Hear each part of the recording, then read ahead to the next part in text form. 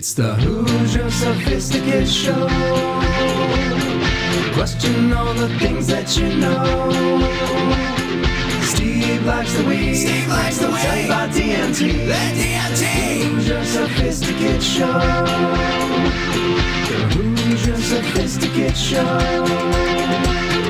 Hoosiers with the drink, sophisticated blasphemy. It's the Who's Your Sophisticate Show. Question all the things that you know. So let's set our minds free for the singularity. It's the Who's Your Sophisticate Show. The Who's Your Sophisticate Show.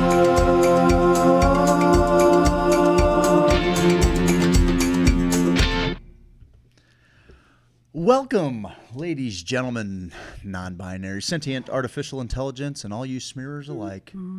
Steve-O, what a week, brother. What a freaking week. And we're going to love on you guys a little bit, tell some of our favorite stories, because the hits just keep on coming, brother. Like the outpour, the showing of emotion, the outpouring of emotion from our fans and from, I fucking feel dumb even calling them that, but like from people who are, yes. Our family. Who are integrated into our lives now, man. After the psychedelic experience that is life. We're going to love on you guys a little bit because we've been having some just amazing conversations, amazing messages sent to us.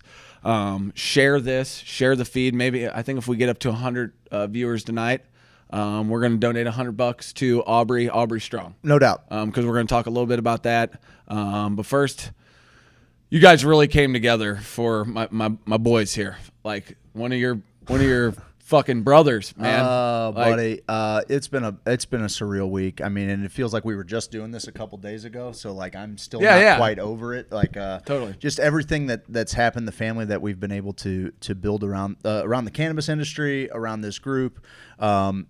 Straight up, man, I put myself in a pretty vulnerable position a couple of days ago. And it wasn't like after I did it, like it just felt strange because I don't think I've ever gone to the internet and like cried my eyes out in a live video. But I've seen plenty of videos of you doing that, but usually you're like the sad, yeah, the sad hand. That's my kink, bro. It's like three guys doing it, and you got to go to the market cornered.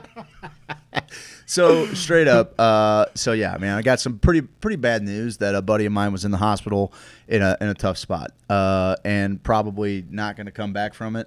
And but you know, you want to make the most of. So to kind of walk through my deal with it is like when I was told. The way that I've processed death since my dad's death has been, it's weird. Like I almost like. Was there a shift? Yes, totally. And so now because I have I feel like this greater understanding of mortality and my own mortality and everybody's mortality, and also the struggles that some people have in this world, in this incarnation, in this reality, in this dimension. I'm so empathetic to all of those things. But at the same time, like I'm at a pretty, right now at least, in my mid-30s, I'm at a peaceful place with what death is, and I'm trying. You think to psychedelics have helped with that?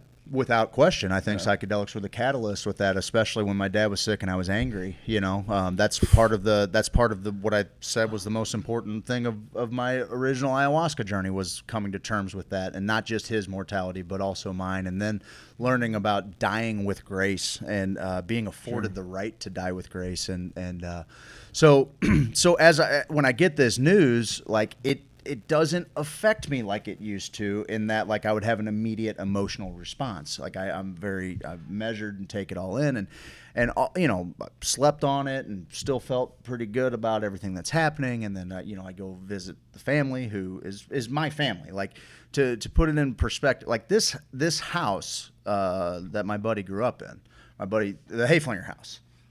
It was Grand Central Station. I've been through it a few times. It was and I Grand was Central a friend of Station. a friend of a friend, and I've been through that thing, man. And so, you know, like that was where when the school picnics, like that was where the party was. Their house came up. Just I spent so many days of my life there, and that family meant the world to Some me. So, prime fucking oh, dude, I mean, carefree moments. If I could bottle the amount of joy and also lack of responsibility that we had there, if you could bottle that and sell it, buddy, it's as good my as it vintage. gets. And so getting into the hospital, and his two sisters there are basically like two of my sisters. You know, Yeah. we've grown up together, and so even talking with them was very measured and very like, you know, kind of.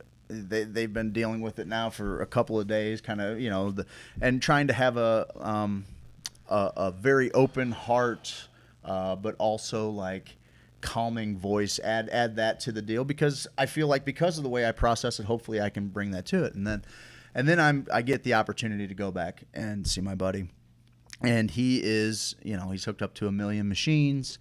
And it's heartbreaking. Like that at that point, like all I wanted to do was just pray over my buddy, and in my own way. And that's, you know, when I'm called to it, like it feels like it's as real as it gets. And maybe I should take more time for myself to pray like that, you know, for whatever reason. But I knew that I was doing good in that moment, and I had an opportunity to just hold his hand. And if there's any piece of him in there that can hear me, you know, let him know that, man, I'm so glad that he allowed me to be a part of his story, and that he was such an integral part of mine and in the foundation of mine, and so many days together and talking to buddies that we grew up together with, and them talking about, man, I just want to remember the kid that we played with every day, played basketball or floor hockey or fuzzball or football, every single day we spent together. Dude, And I said, I got news for you, buddy. That's how I've always remembered all of you. Like that's how I will always remember all of you. We're all of the best things that we've ever done is the only thing I can remember, and I hope that people can, kind of apply that to the story. So I rambled on there, a little tangential, but I came to the page, and I immediately after, kissing my buddy on the forehead, and as this vessel, honoring that vessel as it's passing through the human possibly, experience, brother. I Wow. talked about it with like my dad and his buddies. I'll and never forget that At least story. my dad was, cogent in that. Like I was even trying to think like, what was my last experience with him? What was my last experience with Chad? And what I remember was being at the washer tournament, and the two of us belly laughing like we just told a fart joke in 6th grade. Like that was my last like waking memory with him. So we left it all on the table, right? And so it was good. It was real good. And I come to our group, and I say, hey, look, I love this family. It's my family, and you're my family. And, as much help as we put out there, if you got a buck, can you do it? And not just the sophisticated Hoosiers. Kessler put this thing together. Oh, Our yeah. buddy Brian Kessler's heart as big as the moon. The Hayflingers mean every bit as much to him as they do me. Like, I was tight with Chad. He was my age. Brian was good we're a buddies little with Trey. family in those little 3 or 4 little neighborhoods right around there that No doubt. didn't get much doubt. much pub or anything like within the typical Catholic schools. I felt like we were kind of under the radar, and we all kind of hung. I used to see Chad at the Crondelet Park tennis courts where we'd be playing some sort of game with Wayne and Joe Menendez and all those dudes. And man, it was just a fucking carefree time. It was a blast, man. We made games up. Every day was a new frontier. Like We play home run derby long way no in doubt. Crondelet Park No with a doubt. tennis racket. It was And one of just the as funnest far as things- you could bang 'em. funnest things I ever That's the did. best, dude. It was so fun. I came to the page. I asked for a little bit of help, and in 2 days' time, we've raised almost $11,000 for the family. And I cannot express my gratitude and my love for you enough, because when I see the names that have donated, I know a bunch of you don't know the Hayflingers from Adam. You have no idea who they are, but you know that they mean something to me. And seeing that you donated, I don't care, whatever it was, I don't care. The fact that you took time out of your day to even spend on it. But people who means the donated world. more are definitely they're closer better, to his heart Yeah, they're closer.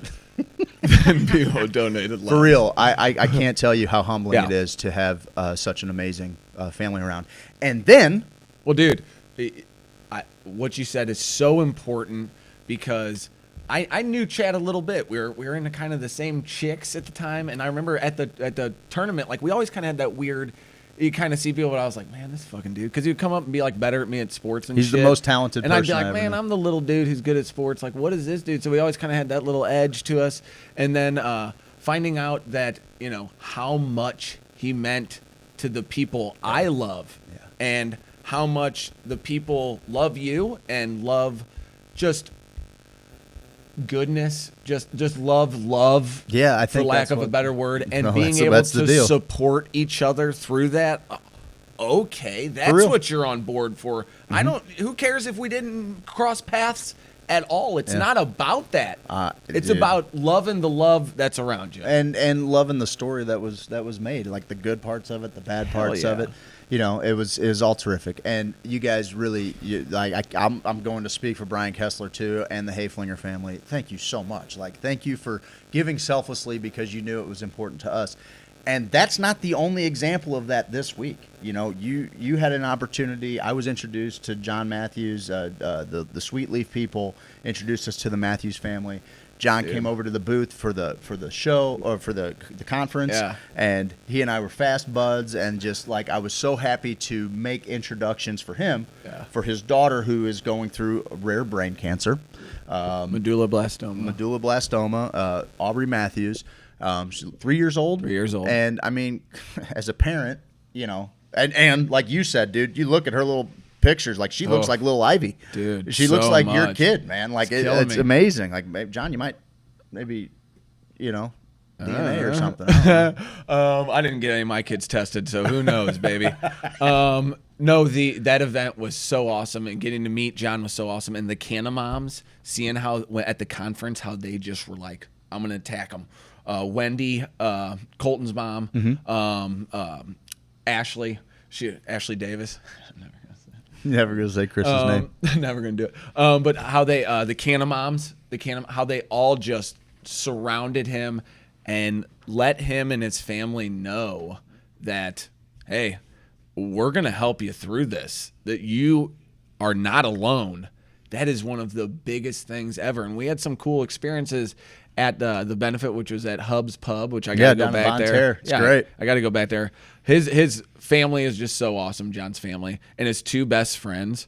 Oh man, and I love going to these events because it's a little different, and we're still getting over the stigma, and we're a little bit outside of my city limits. I know we're a little bit closer for you. Yeah, but it's still not spoken about quite as freely. One of his buddies comes up and he's like, "Hey, I'm good with it.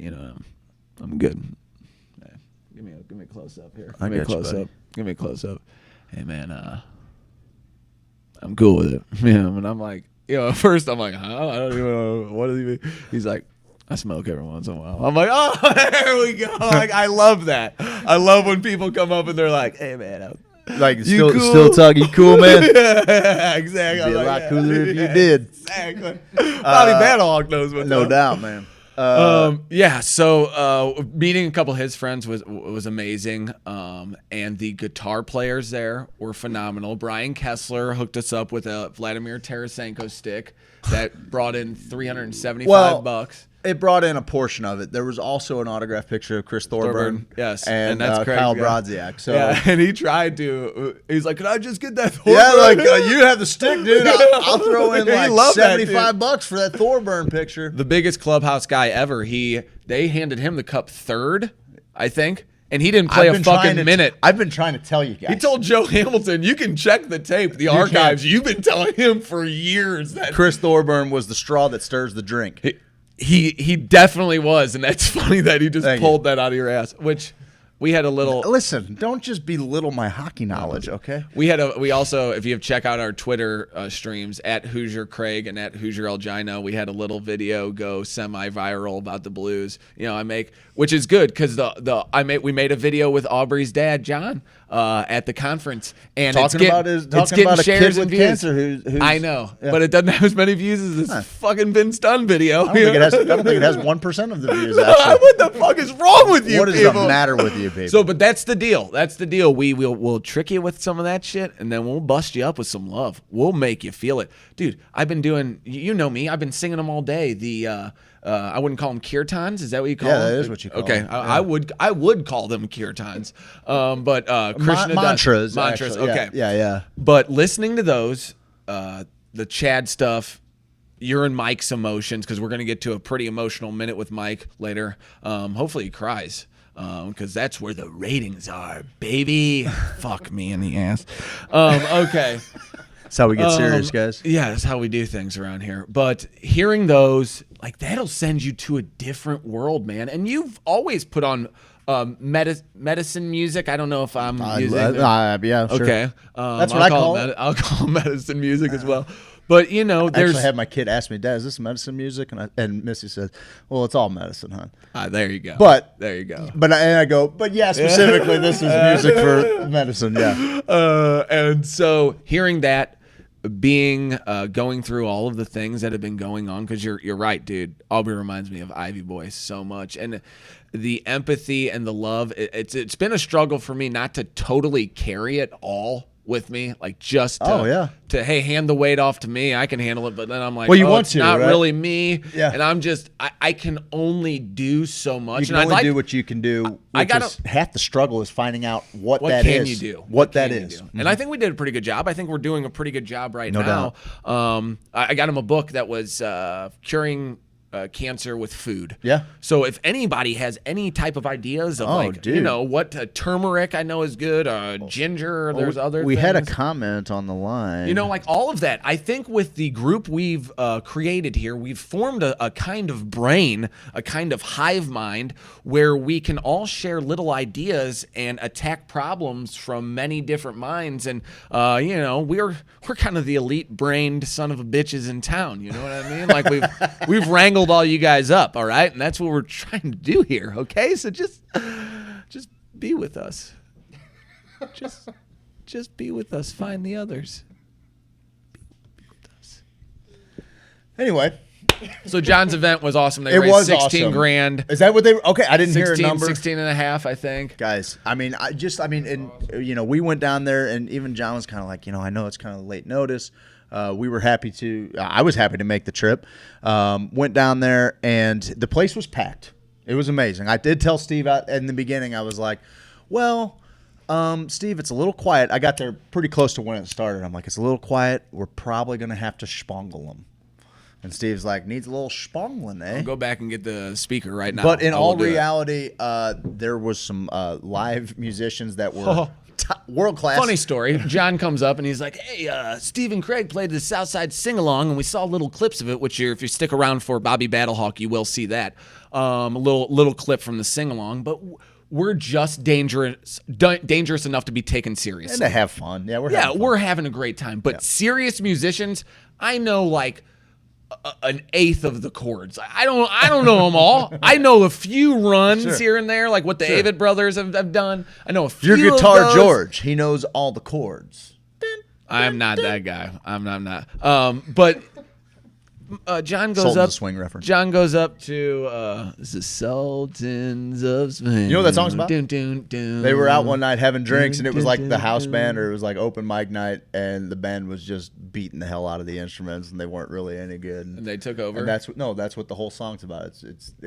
It's describing the band. And there was He got a daytime job. He's doing all right. Anyway. Okay, I'll listen to that song again when we have some time that's not on the fucking They're show. on my time right now. Yeah, tell me more, actually. The The CBD slows time down. Little Skytrace Farms. But he brings me up to the stage, and he goes, yeah, this guy plays guitar to Shannon Brown. I forget Shannon is his first name, the guy who was playing guitar first. And I don't remember his last name. He was amazing. John goes up and says, hey, man, he knows American Woman, American Girl, American. And I was like, yeah, American Girl, Tom Petty. And this dude goes, oh, really? Just fucking dead-eyeing me. And I'm like, what the fuck is that? Like, I didn't bring this up. I didn't bring this up to you. And then he goes, starts playing kind of chords. and I can tell he's trying to find American Girl just off the top of his head, but he's got a capo on one, and I'm like, buddy, But you're never gonna you're get there never with gonna get capo a fucking on capo. one. Come on, yeah, I thought you knew what you were doing. An amateur. So then he starts playing another couple licks, and I can tell, oh fuck, he's good. He's really good. And so I was like, hey man, and John goes, do you know it, American Girl? And he's like, no, I don't know the chords. And he looks at me to kind of say, hey man, tell him the chords. And I did not have the heart to tell this guy. It's like D, A, G, and then back. Get him back with that D right there at the end. And it's just that on loop. He'd be like, okay, fuckface, get away from the stage. You know what I mean? Well, that's funny that you say that because before you got there, John comes up. He's like, hey, man, that's my buddy Shannon up there playing. And since you guys do so much in the city, maybe, he's wanting to play some more Shannon gigs. Cox. He's wanting to play some more gigs in the city. Maybe you guys can set him up. Help him out. Maybe you guys can set him up with a play. I was like, oh, yeah, dude, we'll make some introductions, I guess, what. And then he comes up. He's like, oh, actually, I just played there last night. I was at Game 6. I'm like, oh, at the premier honky tonk Yeah. in all of St. Louis. You were just rocking out up there, huh, Shannon? Yeah, we'll see I'm if we like, can- John, you're making me look like an idiot in front of your friends here. We'll book him at the Spanish Society. I play with our family and friends there. Anyway, the event was he terrific. can do a solo show for Diane Doggendorf's titties. Oh, Diane.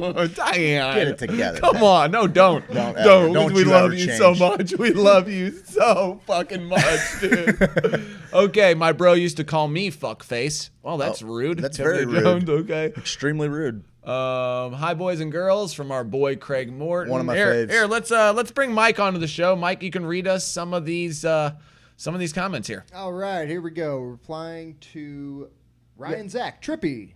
Start at the bottom. You already read that one. All right, let's Start start from with the bottom, what's over that? here. Cato Parsons, Shannon Cox, John Matthews, Shannon Cox, Jennifer Rouse, Laughing Out Loud, Alan Shaw, CBD. You don't have to read 'em Craig all, Morton. Hi, Jesus boys. Hi, Christ. girls.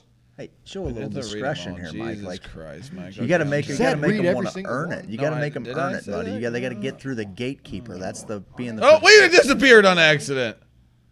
Get rid of him real Take me quick. out of the picture, just like that. Just like that. Boom. There it is. All right, so So we love you again, guys. You in the fucking last freaks. week, almost $27,000 boom. has been raised for people that you probably didn't otherwise know, other than the fact that you're a part of this family and you're looking to pick it up. And I think that's one of the biggest things that Steve and I set out to do when we started this was like doing the show is fun. All of that is so much fun, but the community that we're is he talking over Fucking talk, I don't know what the fuck he's talking is he about. talking over I here? think he was for a second, but now he's. I don't know. Fucking, All right, I'm gonna try this again. We're having a fucking moment. We're over having here, a moment, Mike. He's over here boom hiring a mic, dude. Come on down here. Oh man. Oh shit! Bottom line is, I mean, Fuck you, Green with Envy weed. I'll smoke this whole thing myself. You think I give a shit? the CBD's getting me. All right.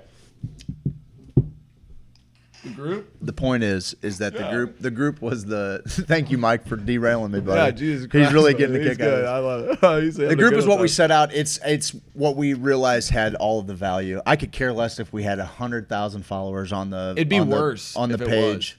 Yeah, it's a super intimate experience, and it's grown organically. And how I know is that we put something out there like this. We call the banners. We did it for Rachel and Mickey Dickus last year, man. We needed to get our friend out to California so she could get the only fucking procedure that could possibly help her. Unfortunately, the plane went down, but you win some, you lose. No, actually, some. no. It all went through pretty well. I know. It'd be But she crazy, ended up though, if with. that happened. Wouldn't that be like we get him a trip to California and the plane goes down? No, It's no, like we actually, can't do anything right. far worse fate is that she actually got the treatment she needed, found a On the bunch of way relief, home. and then got coronavirus. Oh well, we got the Corona dad. What He's is? coming Can out. we? What even happened? Okay, well, apparently this guy, I don't know, he was fucking jet skiing in the Pacific Ocean or something, and somehow the coronavirus came from China across the South Pacific Seas. Okay. Got him. He was traveling about. His daughter was on an Amtrak, went to Villa Duchesne. There's wealthy, entitled pieces of shit. And Fucking world travelers. Ew. Villa Duchesne, John Burroughs, yuck. Oh, are we doing this? Are we doing the St. Louis High School thing? Of course. I don't know how to get out of it. Because CVC was like right there, but I probably shouldn't want to say Mary's. I'm a piece of garbage. Just like them. Yeah, duh. So then they had a father-son dance. Oh no, father-daughter dance. Father-son dance. Okay, but and then they at were this supposed point, to be quarantined. they've been diagnosed. They've been quarantined, yes. And they've been quarantined. And they said, if you don't quarantine yourselves, we're going to lock you up. Like, we're going to make sure, like, by law, we fucking quarantine you. And they said, oh, really? Daddy needs to get the jag washed, and Mama needs her toes did. And that's what they did. That's what they said? Straight up infected everybody. We're going to talk to the dad, actually. You right. guys can ask your questions to the dad. Yeah, if you have questions for the dad. No, the father-son dance, that's at Vianney Vianney. every year, guys. Vianney High School. Vianney. So That's canceled. they canceled the father-son Because dance? of the coronavirus. Well, I mean, at least somebody's Oh. got a good head on their shoulder. It was at the Ritz-Carlton. It was at the Ritz-Carlton. Fucking Ritz-Carlton. It was at the Carlton dance. And then, like, isn't there like a put on the wrist? Right on the red. You're looking at my dick. All right. Well, I'm lost here. Should we hit him with some Bobby BattleHawk? Yeah, let's Give it to him. I think that after We're in our prime time, after though, all right of now. this I know. lovey-dovey Soak it up. garbage. I wanted to mention Michael Forker. He hit us with an awesome message. Is that how you say that? Yeah, people are getting real relief. I think Forker. For People are getting real relief from a plant, from cannabis. I mean, I'm feeling relief from the Skytrace Farms little pre-roll here. What are we doing? Because I feel like sometimes we're moving in the right direction, but I said it on my Facebook Live the other day that pick a movie that is totally fantastical, Lord of the Rings or something, my favorite. and say the scene that you get mad at is, oh yeah, when that dragon thing is getting ready to pull old boy with the white hair down, Gandalf down. Okay. First off, it was a Balrog. Balrog, thank you. I wanted to say A Balrog dragon because I love thing? it. Did I say dragon thing? I meant like a thing with horns. A Balrog, a Balrag. Seems like a real So when the slap Balrag- in Smaug's face. When the Balrag grabs Gandalf the Gray or Gandalf the White, is he the Gray? He's gray at that point, Thank you, Steve. Yes. Gandalf the Gray. It's like you say, oh no way that Balrag would have been able to lasso him on the way down. It's like, oh, you're gonna pick that part of the fucking movie to dissect? Like, I'm with you. That's the way I feel like with the cannabis debate. I agree. To where there is something that, God, what's his name? He's been posting on a lot of the feeds with the Cannabis Legalization Act 2020 or something like that. I was reading through that. That is very interesting. You're talking about Peter Meredith?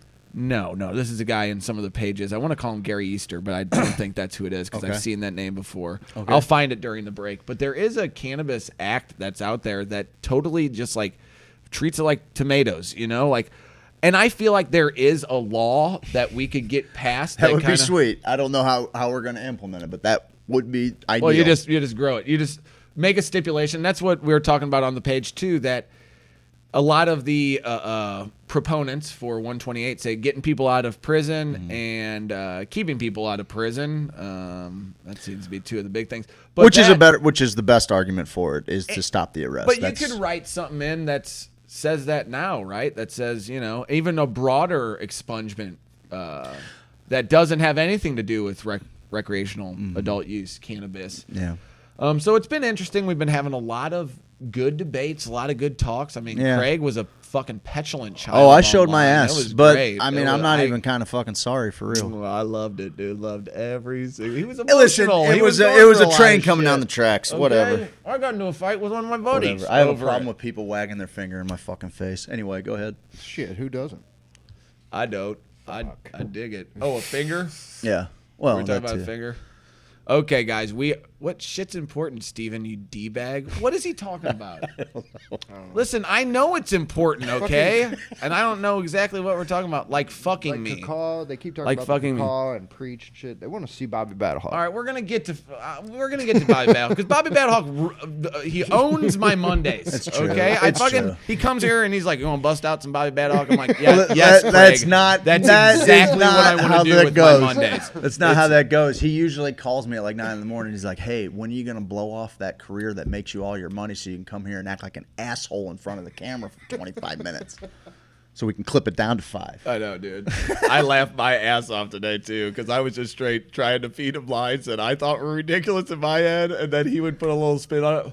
That's our relationship. I say something and Craig makes it better. Steve is definitely the creative engine. right I'm there. I'm an editor. I'm a producer. I'm a little. Tweaker. He tells me I'm where a tweaker. my line is. I'm a tweaker, Mike. Cannabis shouldn't be treated same as alcohol. Yeah, I wish there was just a stipulation that said, hey, you can grow up to 30 plants and gift as much as you want, and anybody that was possessing or selling, because that's one of the things on one of the threads, is that it's just possession offenses. Selling to your friends is still illegal. So if they have you on some sort of charge, where Yeah, you're well, even certainly it would be because it's got to be a regulated market that they have to track seed to sell. Sure. Fuck that noise. We can do it. Now everybody's turned on. We're in the 33rd state. I'm tired of this. Like, well, I'm not sure if we'll get it. Like, let's just put something in there that says we can. And I want dispensaries. I want all that. I want the market to be as open as possible. But they're not doing that.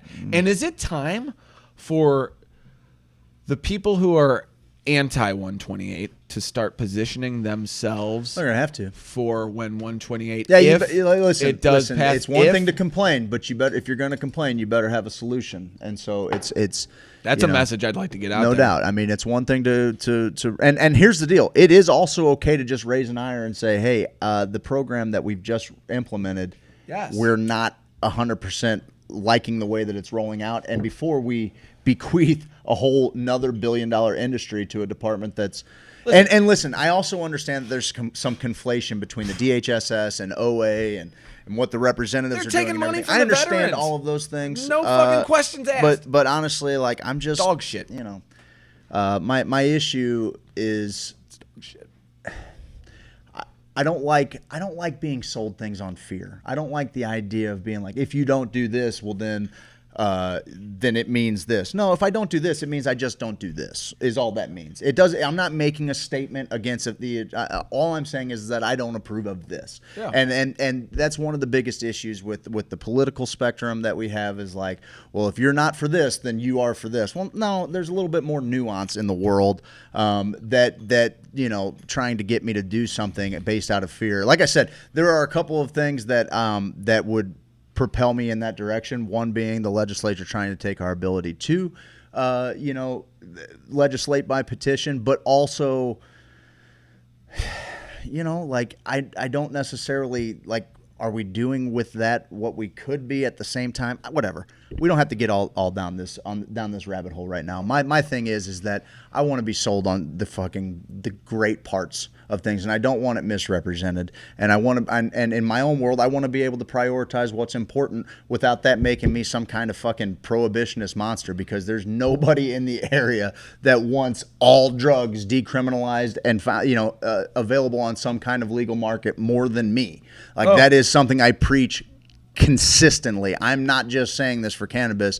I logically apply my beliefs on possession, cultivation, and use based on a very libertarian ideal set. I get that. So I'm not anti-fucking prohibition. I'm not pro-prohibition. I'm as anti-prohibition as you can possibly find. Yes. I just don't think that some concessions being made are necessarily, I don't think that they're not even expected of me, but that I should be,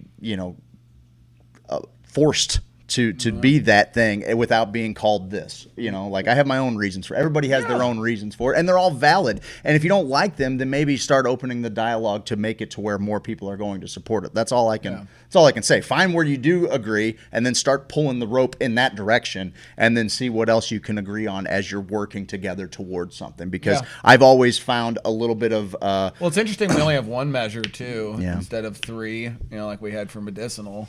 It's interesting that more aren't on the ballot. But I wanted to read this. This is something that just went into effect this March. Actually, last May, Governor Jared Polis signed Colorado? Signed a bill into law that took the teeth out of the federal drug penalties in the state.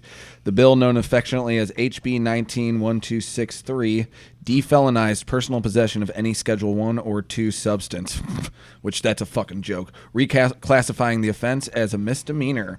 And then here it says, if you're busted with a 10 strip of acid, an 8 ball of coke, a gram of Molly, or some DMT concentrate, you won't be thrown in jail anymore as long as you're only packing under 4 grams. You won't be charged with a felony. Of each substance? I don't know. Sounds like a good time, whatever it is. Your future opportunities won't be stripped away from you, and your record won't be forever stained just because the fuzz found a little something in your pocket. That's from the rooster.com. I'm with that. Cool. And that's the type of measure I'm trying to look for. We're getting to a point in Colorado. They must be like, what are the they're next to Kansas. But it's also, I mean, I think it is important to put things into scope that they've had a legal market for a very long time, and they're still making these, making these concessions and growing upon it. But at the same Doesn't time, it seem like that shit slides under the radar a little bit more, though. Well, it does because I mean, they're on all these anti-fucking 4 grams of DMT. That's a lot. That's a lot. Are you kidding? That's and a 4 lot. grams of LSD. What, paper? You have 4 grams of paper. That can't be because 4 grams would be like paper 4,000 hits. stacks. 4,000 hits of acid. Well, whatever. 40,000 hits of acid. That's fine. I'm good with that. I'm gonna have as much acid as you want. I'm not your dad. I'm not your dad. I'm not the fucking Corona dad who. Yeah, man. So let's do this. Let's break it up. Let's give them something to laugh at for a minute. We'll jump to commercial after that. I got a little psychedelic news story that we can talk about, and then we'll just riff a little bit more, see where the thing takes us. Oh, we still got to talk to coronavirus dad. So we've got a few different things here. 36 minutes. Let's into the I got it right here, program. buddy. Let's go. You got the BattleHawk? Yeah, baby. Are you sure? I'm pretty sure. 4 grams of DMT. 4 grams will get it done. Woo! All right, guys. We'll treat you to this week's. This is a Cinderella story with Bobby BattleHawk. This is just a good recap of the XFL Week 5. Week 5 game. If you guys want hard-hitting XFL coverage, this is it. This is where you find it, man. It's the Bobby BattleHawk Show. Dude, man. What's up, everybody? Bobby BattleHawk, man. Week 5 XFL football, BattleHawks versus the DC Defenders. Our boys headed up to the nation's capital, dude, and there's all kinds of things going on. Things didn't turn out the way they should have, man. Couldn't get the offense going. Couple great plays by Tamu. He threw a couple balls, man. Ladue, Missouri boy, made some great catches. Bottom line is, dude, this team's just got to tackle. We didn't do any tackling out there. It was a low-scoring affair. Offense couldn't get anything going. It's a real bummer. But here's the thing, man. This has been weighing on me since the old Southside sing-along down at True Man's Place in Soulard. As you know, I got up there. I sang a couple tunes. I was Okian, and I did a little Bill Squire.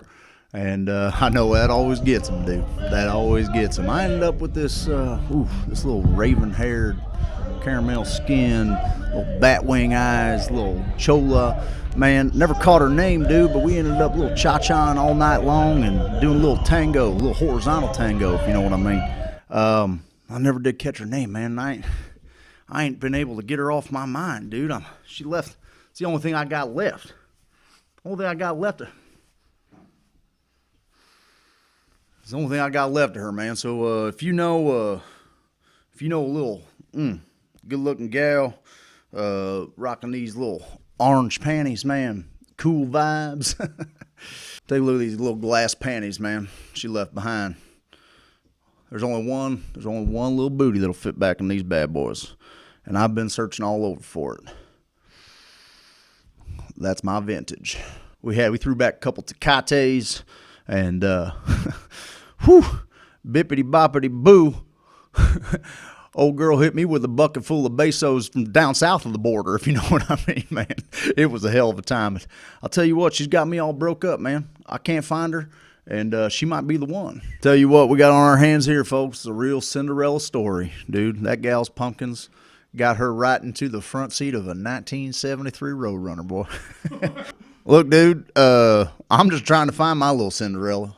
It's one of my favorite movies, dude. It's always been a dream of mine to get quadruple teamed by a couple stepsisters and a stepmother. Hell, let's throw the little birdies in there for a little view, if you know what I mean.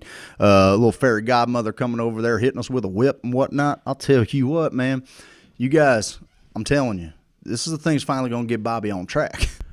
You guys remember the deal. You know, birdies come in there. They're all helping her sew her dress up and everything for the ball, you know, except this time little BattleHawk done swooped in through the window, snagged that bra right off of her, and she had all the calls she could handle, man. You know, a lot of people think this is about me, dude, but I want you to think about her, man. That little gal ran away from her dreams, man. I'm just trying to be a little Cinderita's Prince Charming, dude. This is my message to you, baby.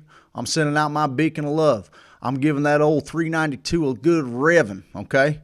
Yeah, you guys know the deal about the 440, all right, dude? It ain't getting stroked out. I had an extra little 392 in the garage, so I'm going to give 392 a purr, girl. I'm gonna come at you.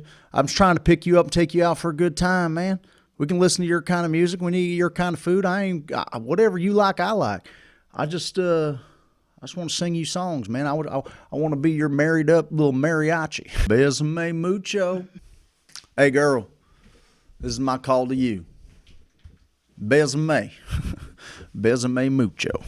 Como si fuera esta noche la última vez. You know what I mean? Get on down south of Bobby's border. Let's make a little love, baby. This is my call to you, girl. I'm just trying to play some classical Spanish guitar like I learned from Esteban back in the day. Tú no sabes es posible que nunca. Hey, girl, listen, girl, I miss you. One night was like an eternity with you. I'm just trying to make a couple little cocoa bean Mayan babies with you. Señor BattleHawk. Oh, that's a song. That's a song of my siren. Señor BattleHawk, ¿cómo se dice? Hey, girl, Oh, I need hey, what do you ask me how to say? you found my glass panties. I haven't been able to take them off my snout for the last 2 weeks, man. However must I repay you? Oh, you know how, girl.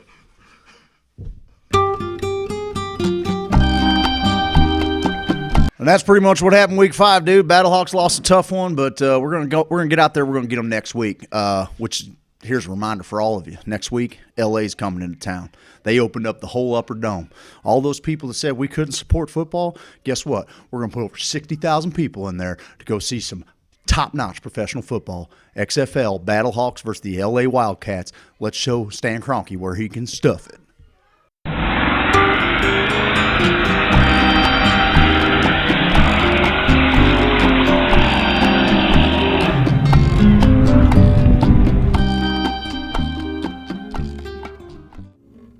Hey girl, where you wanna go?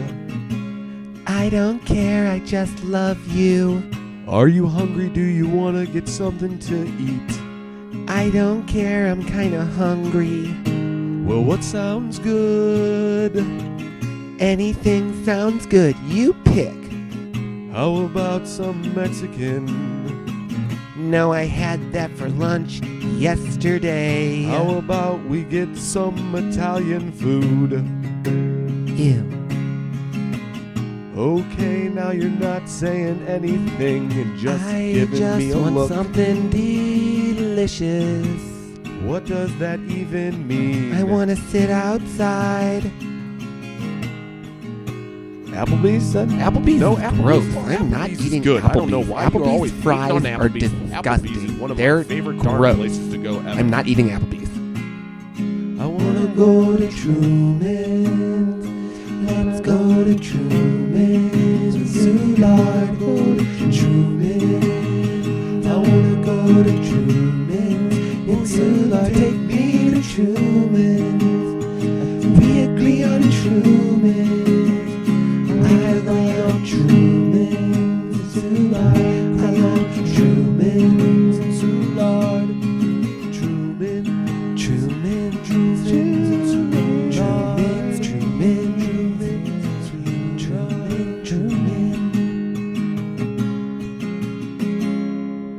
Truman's and Soulard, a place we can all agree upon. James Carlton. James Carlton.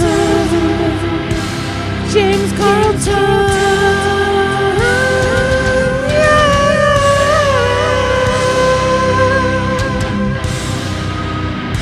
You gotta get your insurance.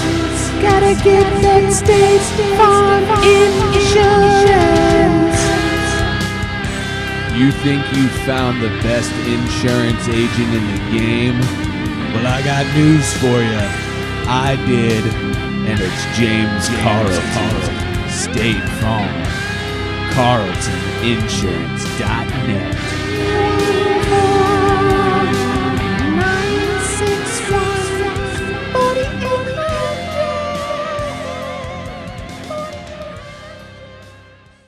Hey everybody, I'm just making this post as a little public service announcement. I recently had a roof leak and I got online and called the #RoofBoys. They showed up and they didn't have a truck. They came out of the woods near my home, which was odd. When they showed up, I'm pretty sure they were children. The little one was aggressive. He was beating on my garage. He was shirtless and had a tattoo that said Bug Life. And the older one didn't have a ladder and said he would climb my roof by getting on the pillar, and he was slapping a spatula around, which I don't know what a spatula does for roofing. So if you want a reputable roofer, I recommend you go to Lifetime Roofing and Renovation, located in Webster Groves. They've been around since 2005, and they're grown men.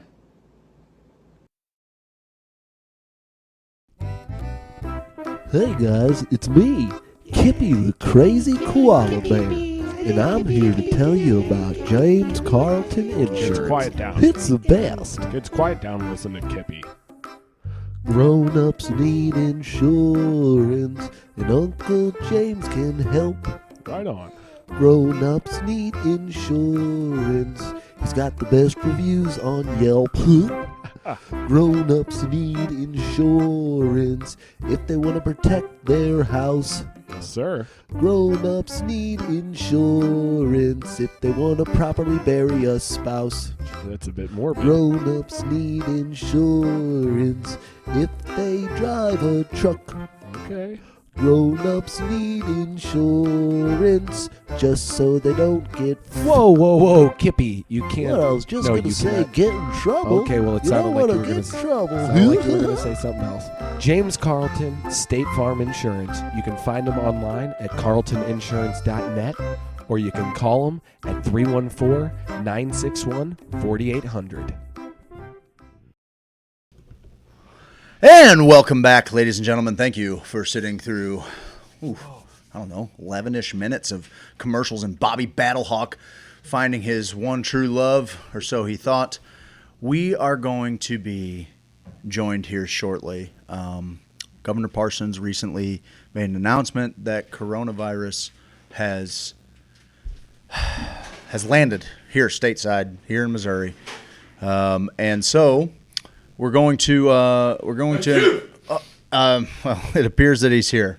Sir, do you mind covering your mouth? Sure. That it would be really nice if you covered your mouth. This is the coronavirus, the coronavirus quarantined dad. Oh, gee, you know that's my co-host Mike, dude. Pardon me, sir. Pardon me, good sirs. So, sir, we have some concerns. First off, why are you in public? Pardon, sir. I don't know. It's weird here. Are you guys in some sort of underground lair, or I'm not familiar with? It's called a semi-finished basement, sir. Mm-hmm. Also, it's the mycelial. There's pipes and There's pipes and there's wires and why don't you get someone to fix that? I find your general demeanor, sir. This is a serious issue here. There's a chance that this virus is this a mouse? potentially deadly. potentially. Is this your guys' mouths? Yeah.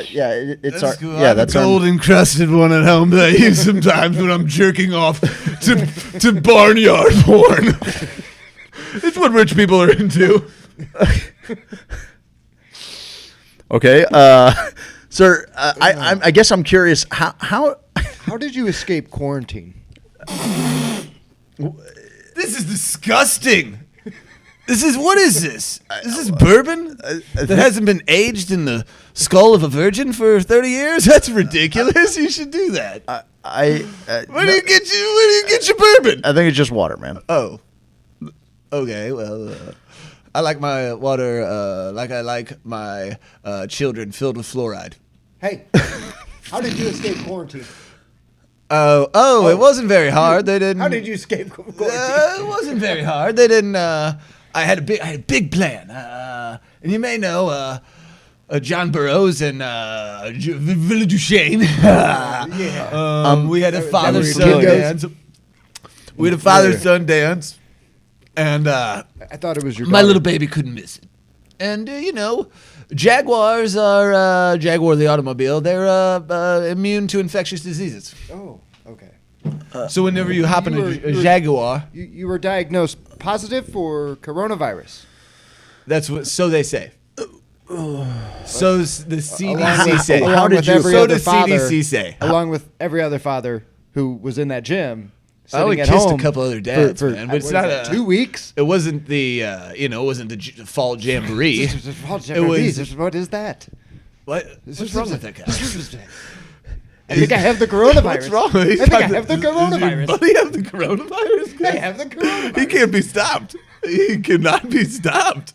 Well, I went down. Sir, how did you bring Listen, the coronavirus listen, back here? me- Are you responsible for what could amount to the deaths of thousands of Missourians? The Bushes, the The Craftics? yeah, them, the Lacleeds, the Markets, the Shodos, The Limps? the Lemps, the obviously the Gustavs and the Rockefellers were there as well. But we had a party, and it's not something that Sir, I'm no gonna amount miss. of money makes you less contagious, sir. Oh, really?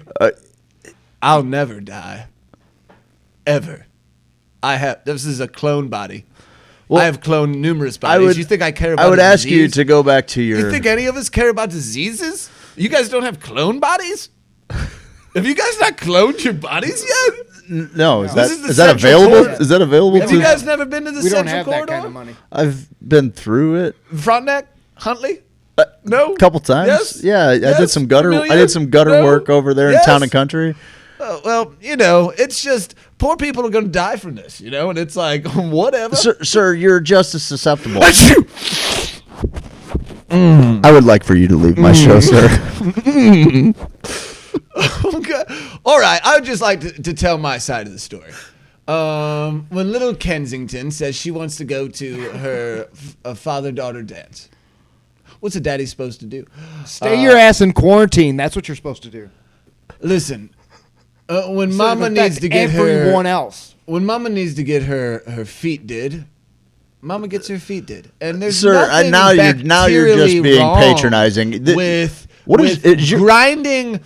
Toe skin and fungus from a woman's foot who's infected with the coronavirus and, I don't know, spreading it all over. I don't know what they're doing with it at these little shops, and reminds me of the old rub and tugs from back in the day, if you remember those things. You remember what I'm talking about. do not He remember remembers. those things. He knows what I'm talking I about. don't know. That I don't guy. even know what you're talking That guy about. knows No right idea. there about the rub and tugs. Okay, it's flipped from father-son to father-daughter. All right, well, I'm going to get out of here. I'm not feeling so well. We're gonna I'm take not him- feeling we're so gonna hot. take- grabbing- we're gonna take him out back. You mind grabbing your booger Yeah, I'll rack? grab my Booger booger rack, rag. He's sir? not I'll making grab it my home. booger He's rag, not making it sir. home. All right. I'll leave. We're gonna take care of this. I'll now. leave now. All right, everyone. That's Chester.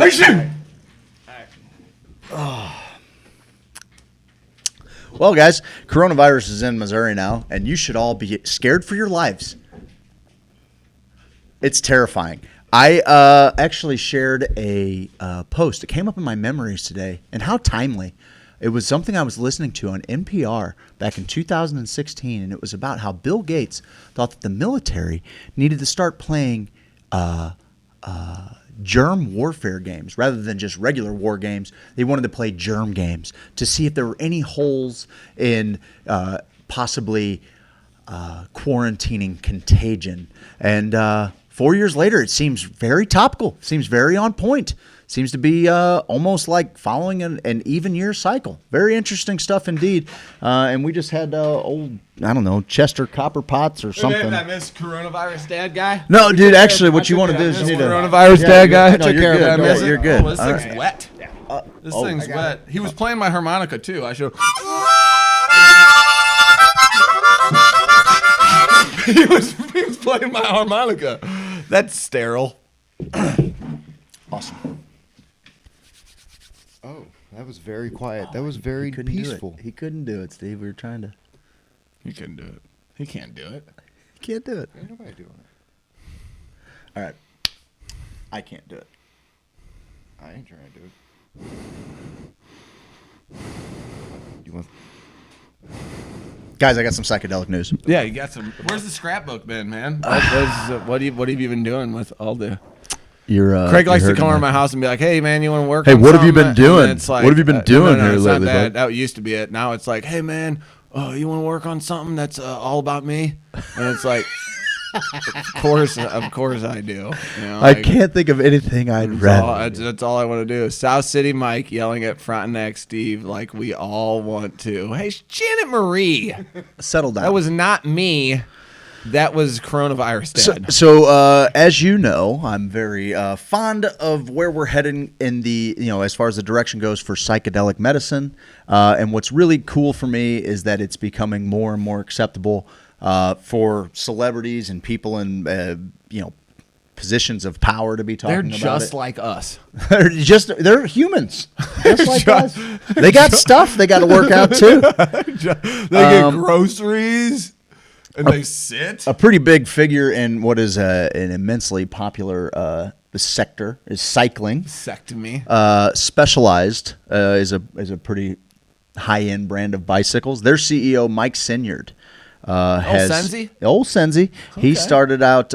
He started a new project. It's Nenzi's, buddy. It is. It's a therapy project. So here we go. Specialized Bicycles CEO Mike Sinyard's path to promoting the use of psychedelic drugs like psilocybin and MDMA to treat trauma, addiction, and depression started 7 years ago when he realized that when he was riding a bike, he wasn't troubled by his attention deficit disorder. That led to his Morgan Hill-based bike company funding research into managing ADHD through bicycling.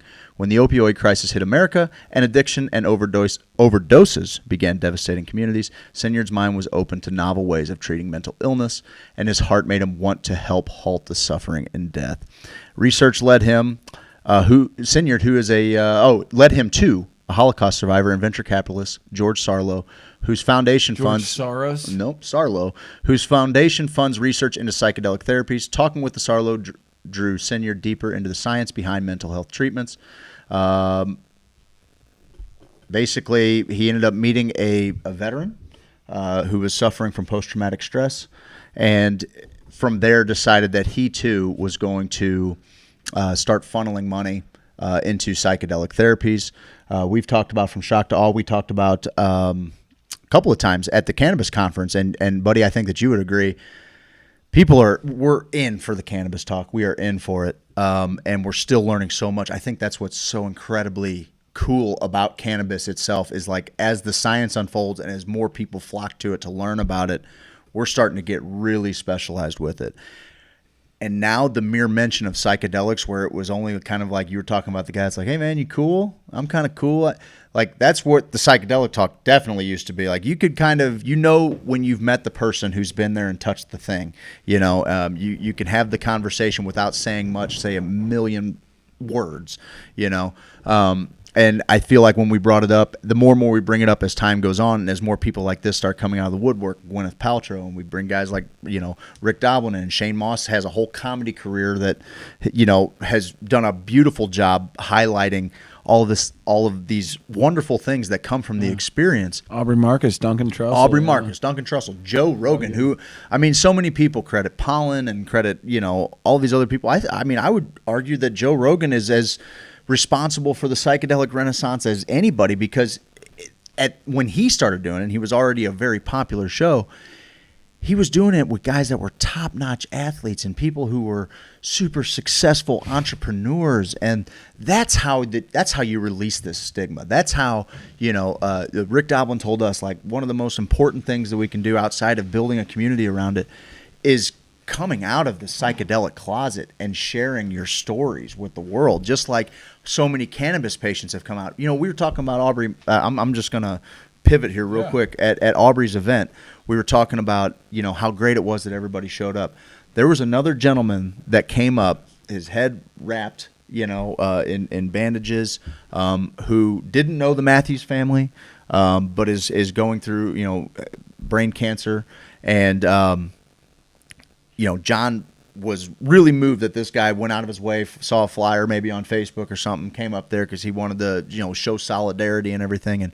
And then John introduced him to me, and I start talking to the guy, and we're having kind of a candid conversation. He's like, I smoke a little bit. It helps with this, and this. And I'm like, man, are you eating RSO? And he's like, I just don't even. He goes, I know a little bit about it, but I don't really know much about it. I don't really know where to get it. And I'm like, for as much as we, applaud what we have put in place, and we're trending in a direction, we're trying to get there, and a lot of people are like, well, 12,000 people can cultivate at home, and there's already people that can legally possess. That's true, but from the information side of things, there are people who are dying who literally don't know. They don't have a network. They don't have a caregiver they can call on. They don't know the first thing about growing a plant. They might not have time to grow a cycle. Like, they need medicine now, and they need a place to get it now. And so I think him being able to talk to me, like, he goes, well, my doctor is adamantly against it in all of its forms, says there's not enough out there. And I'm like, listen, look, first off, you're in control of your doctor. And I want you to know that everybody who I've come in contact with who are seeing some of the leading cancer doctors in the country, whether at Siteman, whether at MD Anderson down in Houston, all of these people, their doctors are saying, if they're not saying like, hey, it's working, they're not saying, hey, it's interfering with this other protocol. Like, for the most part, everyone that I've talked to, I really can't think of a negative of someone that said otherwise. They were like, the doctors were very encouraging about them making this a part of their health protocol. The doctor's hands are tied, man. Like, no doubt. The shit Sue Sisley has to go through just to get one study through. That's why I thought it'd be cool in St. Louis or in Missouri somewhere to, and I don't know how realistic this is with the way it's set up right now, but where a research center, a legitimate cannabis research center, where that's all they're doing nonstop, have 8 different arms of it that, some is just doing interpening, some is doing juicing the roots. Some people are doing, and it's more of a community type thing. And I think you can do it with a plant like cannabis. It's not like you can take benzodiazepines and be like, hey, we're going to divvy these out and see how everyone reacts to them. That's a little bit, stranger than, hey, this grows in the ground. We're going to give you this medicine made with RSO. We're going to give you medicine made with distillate. We're going to give you CBD. We're going to try all these different things in kind of a closed setting. Like, I think we really need to start thinking more forward in the cannabis community, because you're right. The decriminalization of psychedelics is coming, and shit, when you get on a fucking, when you go through the ceremony or trying to grab that thing, like you said, then cannabis, you look at cannabis and you go, whoa, okay, like there's a different realm here. These are different medicines, and you almost get to see, there's always a connection with nature whenever you're under the influence of psilocybin, at least for me personally. No doubt. There's always a connection to just source and energy and who I am, what is this, what everything is. And cannabis is right there. Right? It's a beautiful looking plant that can't fucking kill you, man. Yeah. So yeah, let's get after it. Like, Missouri's the show me state. Let's start up a place where they can show us the shit. Because you're right, these people need the oil, and meeting that guy and basically dude, what that was I saw the power in people being able to speak freely about medicine. I had it actually just before that event. My son was at a sleepover. Kid's house that he's never slept over at before. I met the parents the night before when I was dropping him off. I go to pick him up. I'm wearing a Soulful Cannabis shirt. You know, and you know, straight up, here's the deal.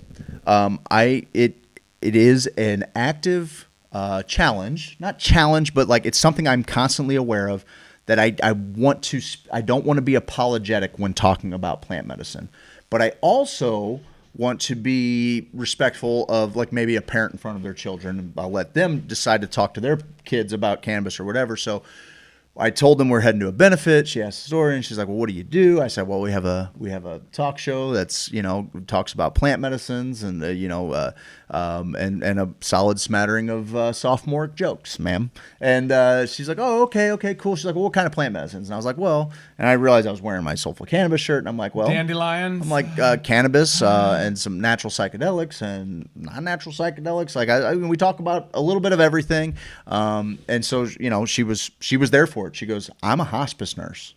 You know, I'm a hospice nurse. And while I just ask people they don't do it while I'm there," she goes, "You know, it's one of my jobs is to make sure that people are comfortable. And if it's something that," she goes, "and I've seen it work. I've seen it, you know, but like being a part of a health network, she could never, you know, recommend it. She wouldn't be in a position to recommend it anyway." But so I've tried to release the stigma even when I'm introducing the idea of what we talk about on the regular basis. But I try to do it in a way where finding the others kind of is a gentle invitation for them to come in and find out more stuff. Yeah, we're fucking weirdos. Yeah, we're weirdos. That's okay. So anyway, I just wrapped this up. The CEO of Specialized, Sinyard, launched the Project New Day, his own foundation for researching and promoting psychedelic treatments. Oakland last year decriminalized psilocybin and other plant-based hallucinogens, with the city report citing their use for treating anxiety, addiction, PTSD, depression, and other maladies. Santa Cruz this year followed suit. The U.S. FDA last year gave breakthrough therapy designation to psilocybin to facilitate research into using it against severe depression. I just think that it's the more of these organizations that pop up, and I think about it too. When you know, you're wearing Aiden's Alliance right now. I go to war for Aiden's Alliance, and just a pre.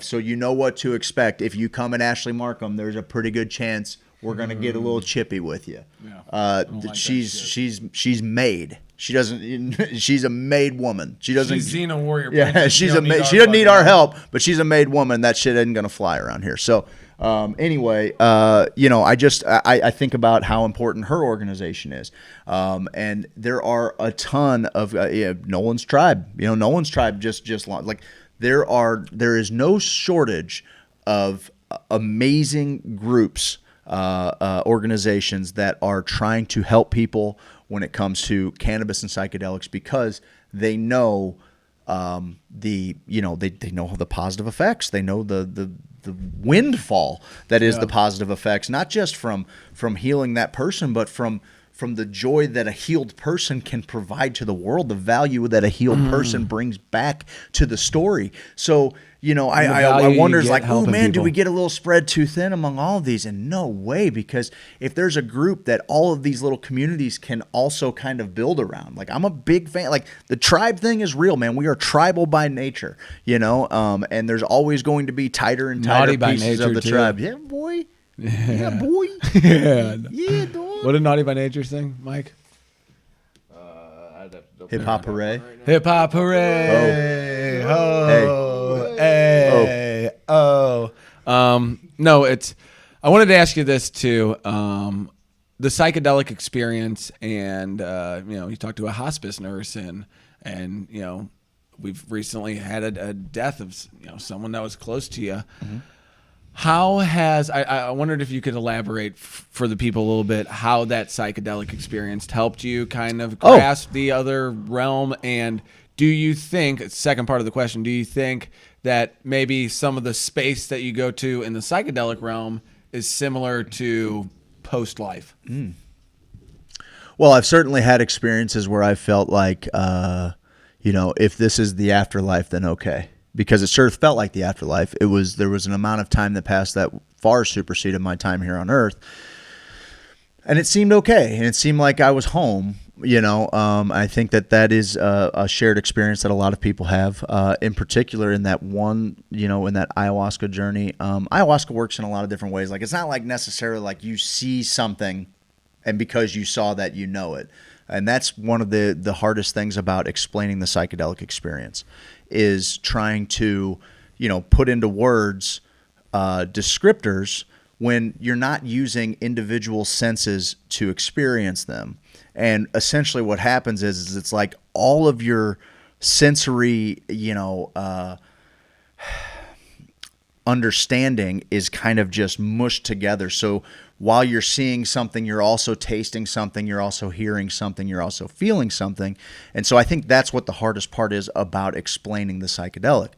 So to say like, oh, I saw this and that's what made it so. I mean, there were definitely things like through my ayahuasca journey that at the time my dad was ill.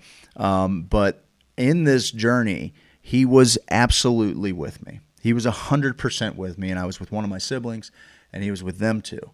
And we were on opposite sides of the room, and we had a very, very similar experience where he said things, and we were there with him. And it was kind of this knowing that like, hey, it's okay if I'm not there because I'm going to be here, and you know how to get here. And that was also kind of, you of course attribute that to the medicine, but there are other ways to get there, whether that's meditation, whether that's through chanting, whether that's through, breathing. There are other ways to get there, but sometimes the medicine helps you, helps you see that. So ayahuasca works weird in that, like, it's not necessarily a vision. It's something that I feel like you feel like the medicine works throughout your body. You feel it all throughout your extremities. You feel it everywhere. And it's almost like when the energy gets caught up in a place, it's almost like the medicine's just really working on that one spot that needs worked on. And when you purge, you absolutely purge, purge. You absolutely, you purge. You absolutely purge just garbage out of you that you don't need, and you feel lighter. And also the diet. From shock to awe. Remember, he goes, Yep. The energy kept coming to Yep, like I'm trigger finger. Right. And I think that's, I've experienced very similar things. Having a chance to talk to Max Montrose about psychedelics at the conference, like after we stopped shooting, we started talking about how the synchronicities, that happen in the world of psychedelia, where my first ayahuasca experience, they talk about these different animal spirits, and you pray in different directions, and you have the condor, and you have the hummingbird, and you have the viper, and you have the jaguar, and people always talk about like the nervous little hummingbird fluttering around and feeling that energy all around you, and people talk about the serpent just kind of writhing through your body. And I didn't get those things, or the condor, like these big air flat, and all of this is of course subjective, but it's things that have been pushed down for thousands of years. So that might play a part in it too. Like, it puts it out there, it makes it a reality, but it also could have very originally been just an observation. That's right? One of the wildest things. That's the weird thing about it. And so what I had was this really interesting big cat. It was a jaguar, but it was just like, it was laughing at me. It was laughing at me. It was getting a kick out of itself. And it would like crawl into me, and it was painful as it crawled into me, and then it would crawl out of me. And like the more I fought it, the more it did that, kind of just laughing along. And then when I just accepted that suck, then this big old little kitty just sat right next to me, dude, and just purred with a big old smile on its face. And this was a vision that I sat with forever. And so I called it the jovial jaguar. And then, dude, the other day, and I think maybe I talked about this on the show, I don't remember, but the other day I was listening to Aubrey Marcus on the way home from here, and he just recently released this Smiling Jaguar line. And he starts talking about it, and the proceeds from it go to, I think it's Spirit Quest was Don Howard's place. It might not be Spirit Quest. I'll figure that out in the break. But proceeds of that go to that. And then he starts talking about the Smiling Jaguar and what it represents and everything. Now, I have not had anything that would have led me to believe that the Jaguar was jovial or anything else. Like, there was nothing like that, and then as he's explaining this thing, and the people that are blessed to be, visited with him, and he talks about how the smiling jaguar, the laughing jaguar, it represents courage in that space, and like you're there for the journey, and like I'm like, holy fuck, like. You know where I'm at. Like, I feel like I got to induce horror trips, like that whole thing that we were talking about before, which I haven't covered on the show yet. But like the idea that a challenging trip is one that typically you get more out of on the back end of it, and how very rarely how seldom that happens to me. I think it correlates, and we've seen it in some of the movies where if you fought that jaguar all night, fight, you're very much you got a sense about you that a little pain to learn a lesson.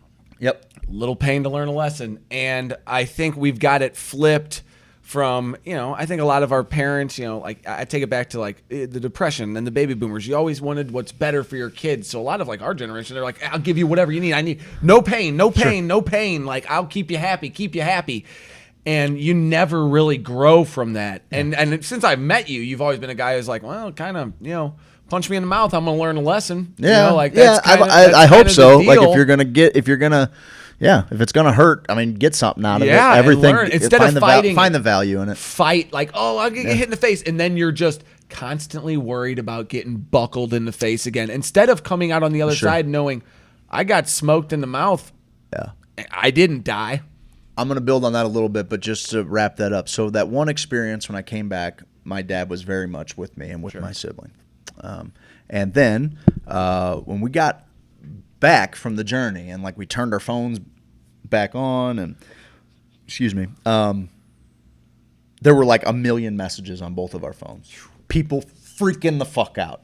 I mean, freaking out. Did you tell that anybody else that you're going? No, we're just going to be gone for a couple days for a little meditation. We'll be back, They're freaking out. Where you guys can't get a hold of? Your dad's been dying. And I'm like, I don't have to tell you guys this, but Dad wasn't dying. Dad was just with us, And oh, by the way, Dad is dying. Like, can we start having the conversation? Like that's how quick it happened for me. Where it's like, all right, guys, like I get it. Now here's my responsibility. I got to see my dad there.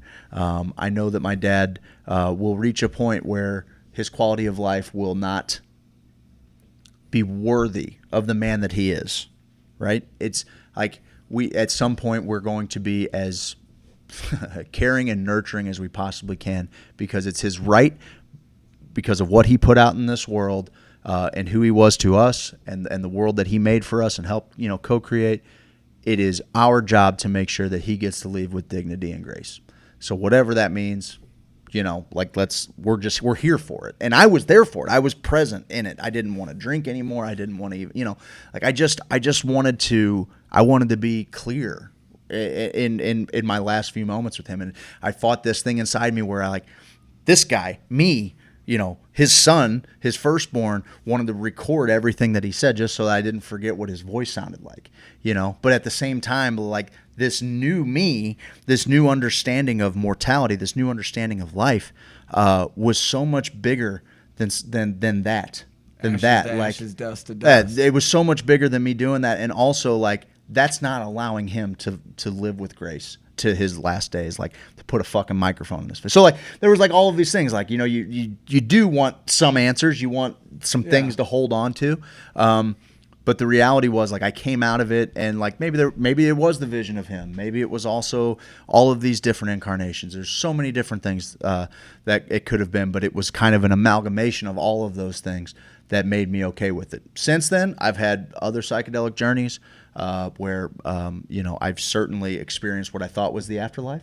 But one thing I wanted to go back to was that, I am willing to get punched in the mouth to learn something. I have, in my experience, the thing that I've learned is that the more challenging something is, the more I typically learn from it. Doesn't mean that you have to do everything the hard way. It's just that typically through trials and tribulations, beautiful answers are found. And so that's one of the reasons why when I talk to people about psychedelics and I try and quell their anxieties and their fears, is because we shouldn't go into taking psychedelics. We shouldn't go into the idea of expanding our consciousness and traversing through our consciousness, as my buddy Luke called it, being an internet explorer. You know, like as we take those things on, comfort should not be your measuring stick. This is not about comfort. If you can think of anything in your life where you grew and you got better, whether that was athletics, whether that was school, Well, it's whether that was happy. anything. Happy is the human emotion. Right. You're always trying to be. Yeah, Just- and that's and just you know always just yeah. but you have to base yourself in the human experience. You can't just always be like, "Hey, I'm fucking smiling through it," and there is something to be said to that. No doubt. But you got to I'm fucking guilty of it. get deep in Yeah, those emotions. for sure. So you know, I don't want comfort to be the thing that ultimately keeps people yardstick.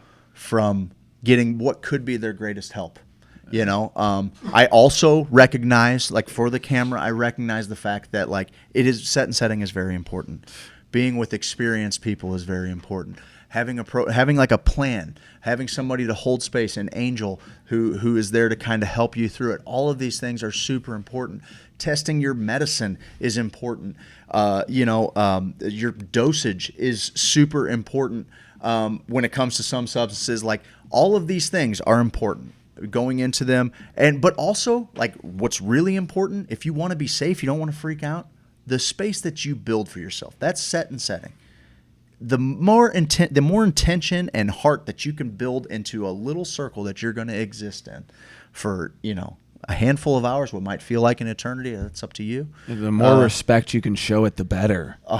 Yes, that's the whole deal. Like, you know, one of the biggest chunks of how great a healer is, a shaman is, an ayahuasquero is, is a maestro or maestra. Like one of their most redeeming and empowering qualities is the altar and the space that they build and the amount of intention that they put into the prayers. And you can be an atheist. It's fine. You can be an atheist. And you can exist right where you're at, and like you don't have to buy into anything other than just give it the respect of being like, don't be above it. Because if you're not above it, like you can actually partake in it. And one of the biggest things as far as believing in magic, like participating in magic, is believing in magic. Like for magic to happen around you, you gotta fucking believe it. So Peter Pan, Allow yourself to feel. Yeah, don't People be so are fucking boring. scared Yeah, just don't be of boring. Feeling, man. You know, yeah, no doubt. Well, and that's the whole thing. Is I mean, run it back to the video I shot, you know, earlier in the week or last week. Like, I'm not sorry for any of my emotions. Hell And dude, no, and straight up, like when I was a chippy I mean, you're a asshole, giant pussy when I was a for doing chippy it. asshole on the internet the other day, like. Yeah.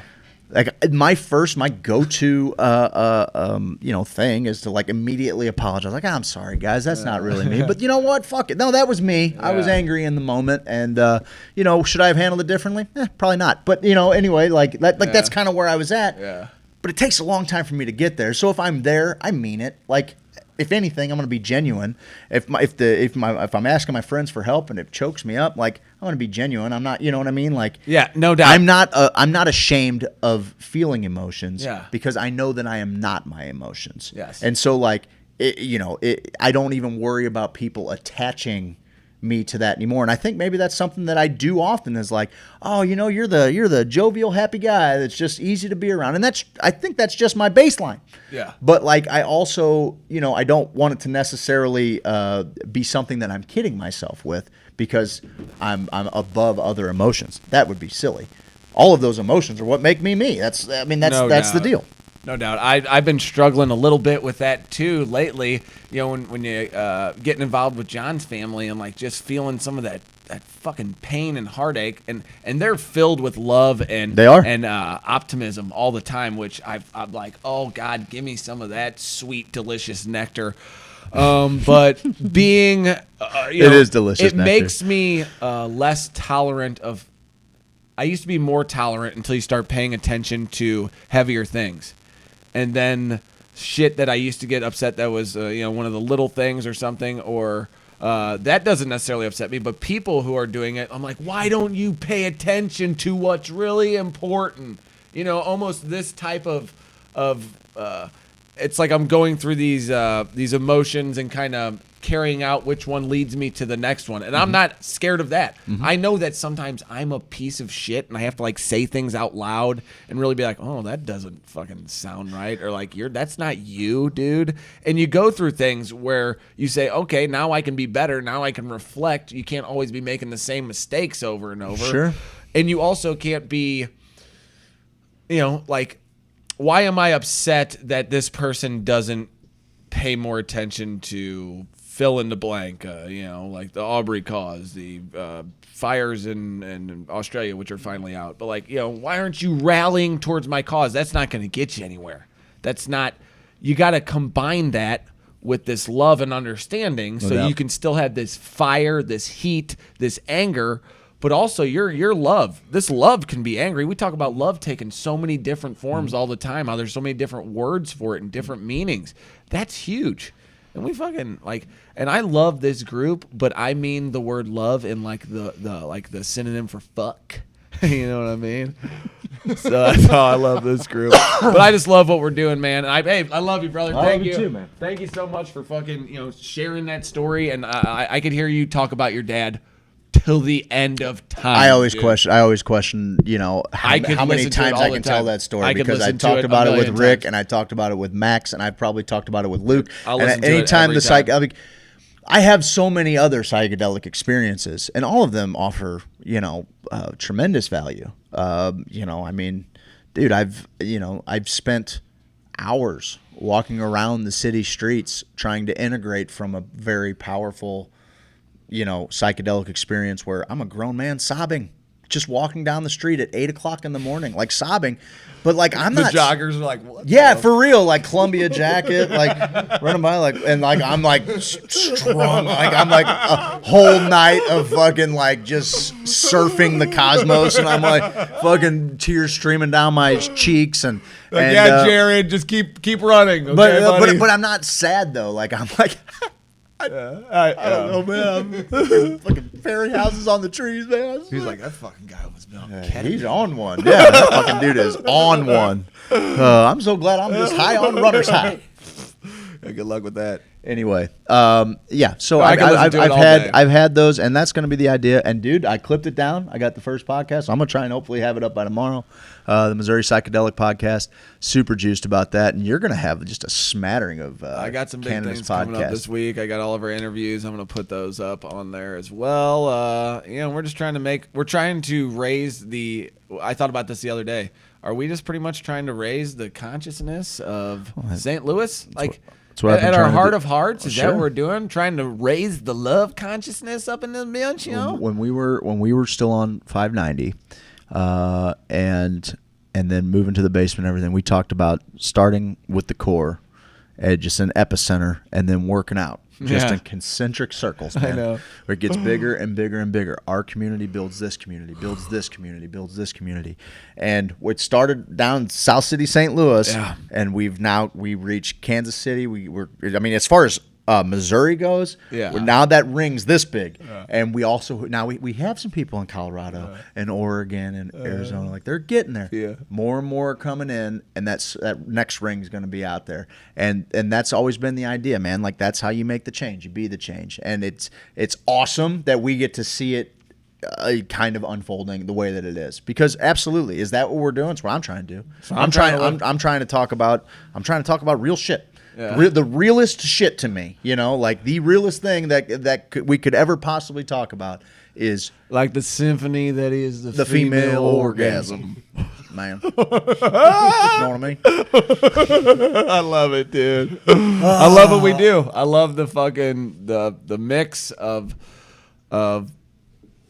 important information and just ridiculousness. Because man, we can get fucking ridiculous on here. Like, I love having Mike on board. Like, Mike's enthusiasm has really done nothing for us because we're pretty much on a thing. But it's nice to see. For sure. Hey, do you want to go to a commercial break and then do a minute with Mike? Okay. All right, guys. Stick around after these messages. We'll be right back.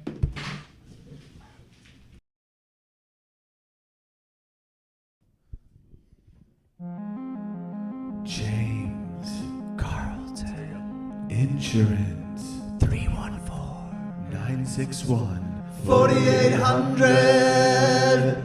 Handsome, Amazing. astonishing, Astounding. fabulous, Incredible.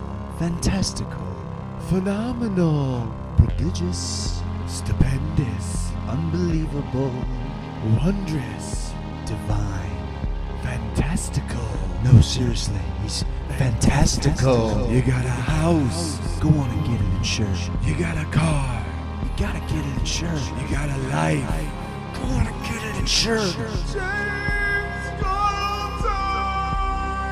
CarltonInsurance.net. Fantastical. Stupendous.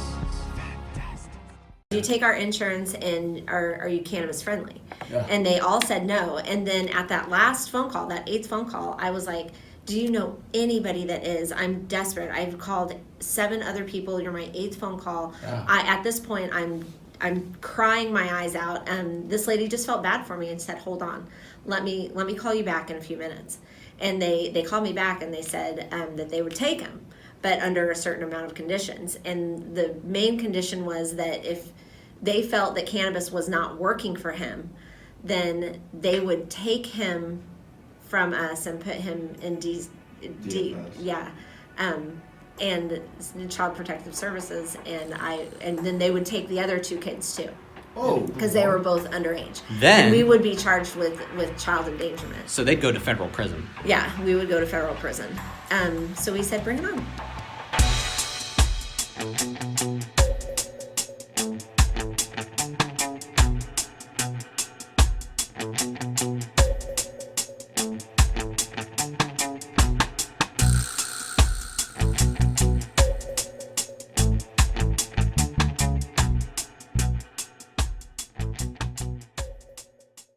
Come to Bruins, I got good fries.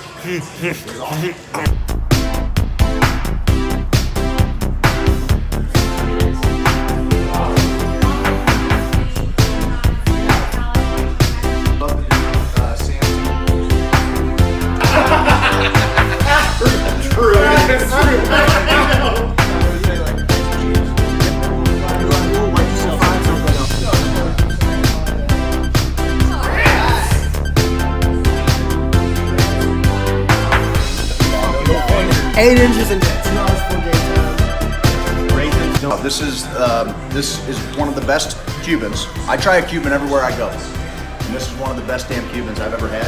And we've got a little white cheddar mac here with a little cracker mac. Life-changing, incendiary. Everywhere I go, I try the Cuban. This time I didn't. I got the grilled cheese bacon burger. Look at that thing. With put some pepper jack on there, some jalapenos. And we got some crinkle fries.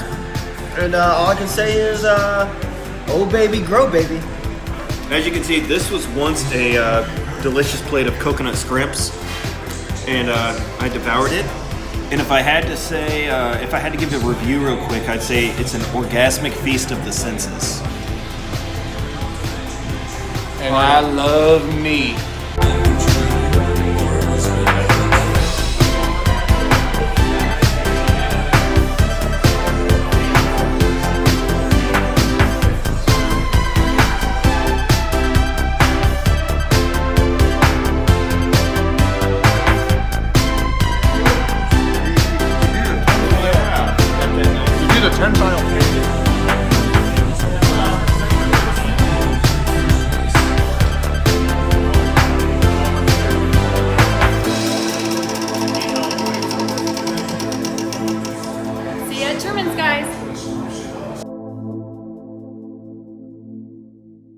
Come to Bruins.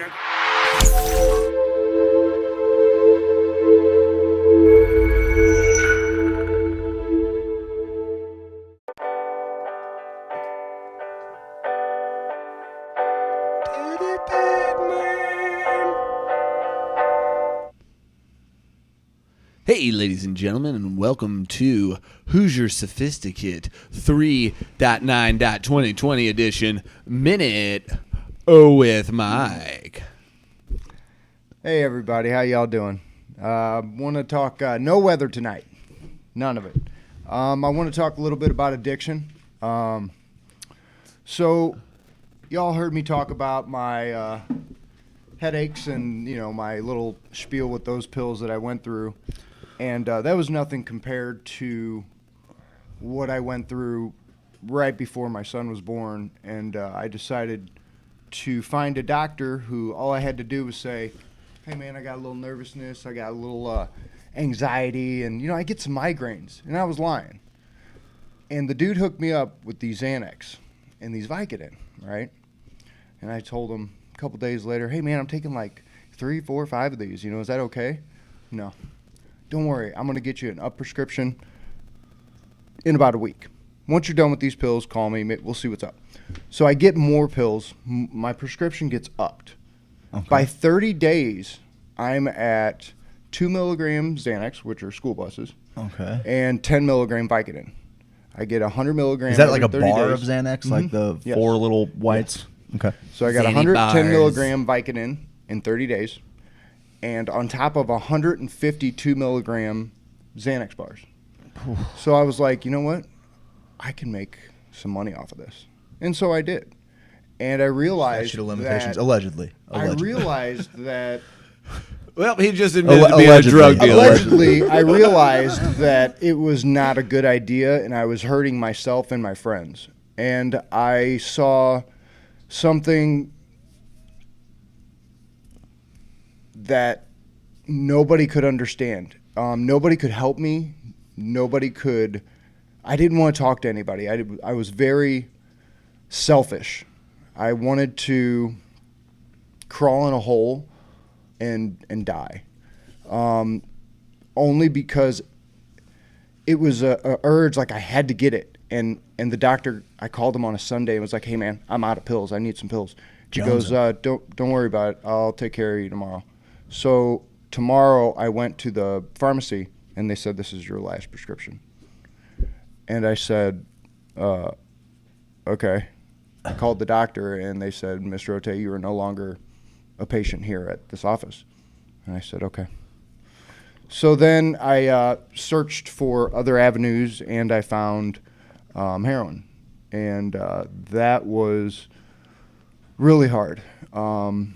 It was cheap, it was easy to come by, and I fell into a deeper hole than I already was. And I had a lot of friends that knew something was wrong, but they didn't know what to do. It was the only person that came to me was my dad and said, what's going on? You need to stop. Whatever it is you're doing, we need to fix it. And even then I was still stubborn, but I had nothing. And it was about 3 months by myself in my parents' room, sweating, crying, throwing up, and him being by my side the whole time. And then after that, I started to try to get out and talk to people about my problem, and it was really hard. It took me years to be able to just talk to my friends like this and be able to say, hey, I know what you're going through. Not Craig, but some of my other friends that have had problems and have gone down a road that I've been down. And it's dark and it's scary. But if you have any kind of demons in your life, in your past, and you need to talk, you can talk to me. There's people out there that'll talk to you. But you're not alone. You're a good man, Mike Ote. You're a good man, and you're a great friend, my man. I mean, like I said, I've got all of the best memories of you, and the 15 years that I didn't live here, even when I would come up to St. Louis for parties and stuff, like I could always, any party that you were at, I could always count on a smile. And I think that is telling, right? Like even sometimes when we see people on the surface who appear super happy and healthy and, got it together, like you know, that's what we try to have this open dialogue on our page all the time where you're not going to be shamed for anything. And it's something that breaks my heart when we talk about heroin addiction or anything else. Like, there is this holier than thou kind of group of people that have no experience with it, or, you know, or maybe they have an experience that hits all too close to home, and the way that they speak out against it is very, very just harsh, you know, not really coming from a place of love, but more of like just a place of disappointment and you know, misunderstanding. There's a lot of no understanding of the drug or what people go through, the troubles they're going through to get to that point. Sure, man. And it's so important that people like you, anybody that's had it, like, they at least know that they have an outlet. And so that's something, like I said, we put it out on the page all the time. There have been a couple of times where people have come out looking for, man, there was a guy on the page today, not related to heroin, but kind of going back to what we were talking about before. Like, people don't know about RSO, and now they have family that has cancer, and they're coming to the page, and the page is like, look, here's a documentary you need to watch. Here's some stuff you need to read. Here's some people you need to know. And I want that to be the case all the time, man. Criminalizing drug use is not working. We're spending more money than we ever have before, and the rates of use and abuse are just as high as they ever were. The only difference is that more people are sitting in cages because of it, and most of them, oh God, there he is. We're talking good here, Mark. You know, and most of the time the people that did Mike say he was selling drugs earlier? No, hypothetically. Hypothetically, allegedly. You know, I mean, but it's one of those things where I really want us to see us take a health first approach to use, to abuse, to all of these things, man. You laid out basically the groundwork. Like, so many people that are hard about it, they just think, oh man, these junkies were out there just searching for a high. And they don't even realize that more times than not, you know, this addiction, this pull to opiates was prescribed to them by the medical professionals that we're asking to validate our very existence in the cannabis space. It's fucking crazy. It's crazy talk. And so, you know, like, that's a real thing, brother. And like, it takes a lot of courage to get up here and tell your story, and especially when that story hits close to home with friends that we have, that we care about, that we love about, that a lot of people don't. You know, I know kind of where I grew up, like, there's not a lot of understanding around that, you know. No, like, you could just as easily say, hey man, he's on the wagon, man, and he's, you know, or he's off the wagon again, and he's pounding all these, and everyone's like, yeah, I get it, man, I that sauce will get you, you know, like, I understand, like, they understand that they've got a little bit of a personal experience with it. They've been close enough to it to see how it actually affects people, and when it goes from being this social thing that's kind of fun to all of a sudden being a thing home by yourself that runs your life, man. Yeah. And that's what addiction is, man. It's not like nobody wakes up and decides they want to be an addict. No, nobody does that. You know, it's planned, you know, I mean, trauma is the true gateway drug. Dr. Gabor Mate talks about that, and I think that, you know, in most cases of you know, substance abuse, like, it's tied back to some kind of trauma, but it's also that trauma then being kind of overprescribed or over medicated, or, you know, or. So, I mean, you know, when we have this conversation, we talk about cannabis, we talk about something that doesn't have an LD50 that you can't die from. Like, I'd sure rather someone be figuring it out that way, you know, and at least being cogent enough that we have these conversations, we can actually attack this mental health problem, because ultimately drug abuse and addiction is a mental health problem. And so let's get to the bottom of it. Let's get to the bottom of it through prayer, through fellowship, through meditation, through, you know, consciousness expansion, and we're gonna do it, man. But you're an inspiration. People are saying that you're so powerful. Thanks for listening. And you sharing your story that's the real deal. That's the good stuff, man. Mike, you sharing that is going to change somebody else's life. I hope so. If they have that's all I ask for. Yeah, if they have the ability to hear that and know that they're not alone, because I think that's another big thing about our page that we have going on is you're not alone. You're as weird and as crazy and as fucked up as you think things are, you are not alone. Like, I may not know you, but there are 2,400 and something people in this group. Hey, and the millions watching worldwide. You know, hey, what's up? How you doing? You know. All right, Talk to settle down. Mikey. Talk to Mikey. Settle He's trying down, to get your digits, Jesus. girl. He's trying to get them digits, girl. Dang, girl. Come on, girl. He I'm just married. turned into I'm Bobby married. I'm BattleHawk. married. He's Hey, trying, babe, I love he's just you. Hi, trying to Joanna. holler at a I couple love you. little I love you, girl. I senoritas, love you my know? wife.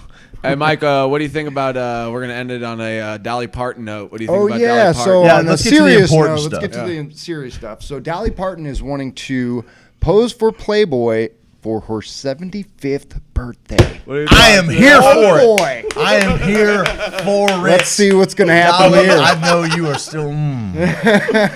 Oh, I'm here girl. for it, too. I Oh, agree. man. I agree. That- I agree. Oh, that one's been bottled up downstairs in the old cellar for a while, man. And I cannot wait to crack open that cork and just give it a little sniff, dude. Oh my! Oh, my I don't God. even know where- Sniff. Just I'm a little, All right. little Dolly Parton Thank sniff. you very much for Love letting you, me babe. share. Mike, love you, brother. Love you guys. All right, I'll just play a little bit of Sue, and then I'll step back over there. You can just change it over, and we'll just do a Here's Dr. Elsa. Okay. Cool. Let's do a whole little swap-a-roo. Sweet. Watch this. When someone says, "Hey, Craig." When someone says, "Hey, Craig, you got a light?" And I go, "You mean like that?" Light it up! Yeah! Call me Billy the Kid. All right, man. Well, hell, You know what time it is. we've been taking you guys on a heck of a ride know what all time along. it is? I do know what time Ours, it is. so close to our faces. You guys ready? Hold on. Up. Here we go. I'm faster than fucking what do you call it? What do you say, boy? I'm faster. We like movies, so do you. We like internet, so do you. It's the streaming picks of the week in Netflix. It's the streaming picks of the week in Hulu too. It's the streaming picks of the week. We like the internet too.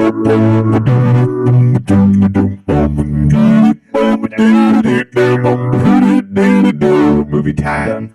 Hey, but what's the deal on Dolly's titties, though? For real. Hey, man, what is the deal on Dolly's titties, man? I like that thing. Okay, here's the deal. What have you been watching? What have you been watching, Steve-O? Oh, I watched that movie with Mark Wahlberg. Oh, what's it called? I'm gonna pull it up for you. It's called. His name's like I got it. Spencer. Spencer Confidential or something. Ooh, I think you're close. Spencer Unlimited, but he spells Spencer Confidential. Boom, baby! CBD. That's that dude. CBD. It's a coming. neuroprotectant. Great movie. It's awesome. It's great. It seems a little long, like because It does. there's so much going on. does. Mike, There's you a lot agree? going on. Yeah, Yes. there's a lot. He's like, It's good. It's long. It's Lethal Weapon kind of meets a New Age Fast and Furious. Okay, Yeah. so it's fun. You have your drug There's a gang. syndicate, you know. Yes, there's a you got little your drug cartel, gang. there's- yes, I fire. do. Yes, I do, Little Tiffany bit of Jones. everything Come on, in there. man. Come on. A little bit of Come everything. on, guy. Yes, I do, Tiffany Jones. What? Make louder, Alicia. Don't fucking. Come on. Hey, you asked me. Hey, you asked me if I make louder, Alicia. I got a guy. Yes, I make louder. Okay, so just a great romp. Just a great movie. You don't have to think too much. Marky Mark is swole up in it. Always. That His dude is twisted steel and sex partner appeal, man. is a huge dude named Hawk. Okay. The gang uses machetes, so he's got and he's just from Southie Boston. Okay. Oh, his girlfriend is that one comedian, and she's pretty good. Like she What comes one in comedian? and steals the show. Blonde. Go from here. It sounds like Nikki Glaser? Nicole Scherzinger. It sounds like that. Isla Schlesinger. Oh, I know. Eliza. Yeah. Schlesinger. Yes, I think that's Schlesinger, her. yeah. I think that's Butchered her. the hell out of that. Yeah. She's great. The older gentleman from Little Miss Sunshine, the grandpa from Little Miss Alan Sunshine. Arkin. Alan Arkin. Alan Arkin. Alan. Balake. Balake. Hey, Ron. Okay. Alan. Alan. Did that dude just say Alan? It's like a whitewashed version of the Disney movie with the Mulan. Alan. Which Milan's coming out. So that was amazing. Looks amazing. Oh, that does look good. It looks really good. I watched Spencer Confidential, but I also watched something else that was on there too. But if I'm gonna have to pick one thing, it's Spencer Confidential. Well, I'll tell you, it doesn't seem like there's been that much time that's passed in between. There's a handful that I've seen that I haven't even talked about yet, but I'm gonna take a cheap way out this week. Mikey, you got one? Yeah, man. Okay. All All right. So if you got one, I'm gonna take a cheap right out because we watched it the other night at your place, just kicking it. Oh God. And it's an underrated comedy. So like for me, it just hits so many. But maybe because I spent so much time selling cars, like it hits so many buttons for me. The Goods, Live Hard, Sell Hard. If you've never seen it and you want a cheap laugh, I mean, dude. Jeremy Piven, he tickles my funny bone all the way. Sell the metal! But Dick Lewiston is one of the greatest side characters in any comedy ever. Man, these fucking people in the crowd are fucking crazy. It's like they started right. Yeah, they gave you a ticket for inciting a riot. He's like, he's just, man, I remember when men were men, ladies were gals. And let me guess, you need a man of the house needs a second car, so the little lady can go while you're playing gin rummy. The little lady can go out to the breakfast club with the gals. Like he is the fucking craziest character ever. Will Ferrell has like 2 minutes in the movie that are absolutely a riot. Maybe a minute in the movie that are an absolute riot. Bo Bice's brother is tremendous. The whole thing's great. If you guys want a funny laugh, it's on Netflix. And that girl actress is one of the funniest actresses. Oh, actresses. The redhead? Yes. What is her name? I'm looking it up. She is a vixen. She's the funniest woman in Hollywood. Bad Moms. She's in Step Brothers. Step Brothers as the wife of the brother that they hate. But she steals the show. She wants to put Dale up inside of her. That one. Yeah, it's like I'm gonna shrink you down and put you up inside of my vagina. Catherine Hahn. Really? I had no idea, but she is hilarious. She is awesome. Dude. Anyway, that's good. It's a hilarious. You guys want just an easy one, and you know what's weird, man? This is just a little tangent here. We live in a simulation. We live in a simulation because right the day after we watched that together, my Facebook memories from 2 years ago were like, guys, you're not going to believe this. On Amazon Prime, The Goods, Live Hard, Sell Hard's on there. It is a sorely underrated comedy. And I'm like, I'm just living in a loop. I just live in a 2-year loop where I just keep rediscovering these things that I absolutely... You're even your virus? Yes. Dude, we talked about that a little bit ago. That shit is... some call me a soothsayer. The soothsayer of the South Side. They do? Soothsayer of the South Side. South Side soothsayer. She's also in Wanderlust. Yes, Jenny. Wanderlust is... also a tremendous. All right, Mikey, what are you watching, babe? I actually finished The Pharmacist. That kind of got me on this topic, thinking about it. The Pharmacist is really good if you kind of want to understand from a perspective of a guy who came from the industry and understood it and found the loopholes, and it's great. And you want to have your heart broken? Yeah, it is. Oh, I cried so hard. Oh, my God. Yeah, I got into my feelings. That's good. That's kind of what made me want to have my Minute with Talk Tonight, Mike. So I what is it? Minute with Talk Tonight, Mike. Yeah, I just kind of spit shit out sometimes. You just can't gloss over it like we didn't hear. The Minute to Talk Tonight, Mike. Minute with Talk Tonight, Mike. I got a horrible Minute to Talk Tonight with Mike. Mike Talk Minute tonight. Shit. Well, guys, we did it again. I guess we did. We did it again. We got out there a little bit. You guys did a great job. Everything. Okay. Oh, pull your tongue out of my arsehole, Gary. Well, bye, y'all. Dogs do that. You're not a dog, are you? All right. Thank you. I don't even know what to say anymore. We got we have so much footage, guys. I cannot wait to share. We got one interview out today. We'll keep getting the interviews out. You guys check that out. Steve did with. I guess you're going to release that on the Missouri Cannabis Podcast as well. Steve sat down with our buddy John Matthews, Aubrey's dad, and I think John actually sent me a message. Oh yeah, where's that picture? And it's a picture of little Aubrey watching the podcast, show that up there. Smiling at us. So I know. She said that's amazing. And my message says she thinks I'm hilarious, and you are not that funny at all. That's like, also you're hit or miss. Also true. Hit or miss. That's what it's all about, guys. It's about her. Awesome. It's about you guys rallying around. around me and Mike, around a family that means a lot to us. I'm wearing their name on my chest tonight. This was when we did a little fundraiser. said it was a couple Hayflinger. years. It is Hayflinger. What? That's Ho. No, that's Hayflinger. That's See, you Greeks will just never I'm understand. kidding, You Greeks I will know. never understand. I'll never. The My rich last name heritage. was Alianis. Yeah, I believe They you. changed it to Elgin. I believe you. So they could pronounce it. It's dog shit. Call me Steve Alianis from now on. I get the whole name. I'm not calling changed. I'm not calling you Steve. I want to change my name to like a non-Christian. How about just like a good Greek name? Stavros. Stavros is a good one. Stavros Elianis. Oh yeah, that's pretty good. That's not bad. Is that your porno Fuck name? that shit, man. I ain't doing that. Guys, I really can't say enough how much you mean to me. How much you humble me, and how grateful you make me. I honest to God, I wake up and had some shit go down this week, buddy. Like we talked about last week, I was a little late for the show.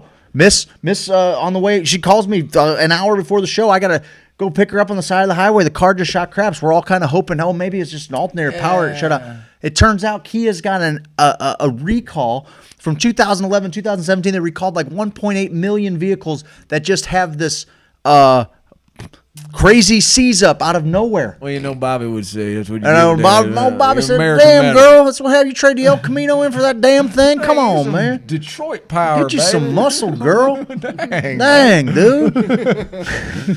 Listen, so we're in a battle right now with Kia. Hopefully, something comes of it. Because if not, I'm fucked. But amidst all of this, I wake up grateful, man. I wake up smiling. You guys are fucking great, and what we're doing is fucking great. And we got to start showing them, and we do that by fucking putting our hearts and ourselves out there. And I think we're doing a good job, boys. Let's keep it up, man. Got a couple things coming up immediately. Wednesday is the lobby day in Jeff City. If you're looking to have your voice heard about cannabis, that's a good place to be. I'm trying to move my schedule around to travel out to Jeff City just to be there, just to hear what these people say and practice my own self-restraint.